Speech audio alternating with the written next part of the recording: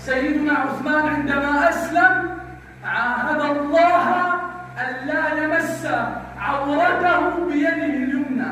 عندما دخل الإسلام عاهد الله ألا يمس عورته بيده اليمنى. فقيل له لماذا؟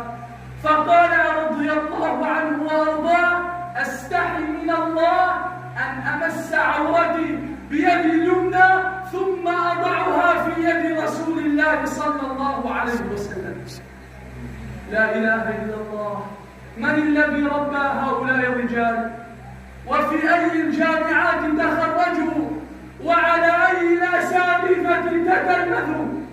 لم يتخرجوا من جامعات أوروبا، ولم يتخرجوا من جامعات أمريكا، إنما تخرجوا من جامعة فيها الحبيب محمد لا يلحق، عميدها المصطفى صلى الله عليه وسلم، ودستورها كلام الله سبحانه وتعالى. هذا عثمان وهذا حياؤه. أستحي من الله أن أمس عورتي بيد اليمنى ثم أضعها في يد رسول الله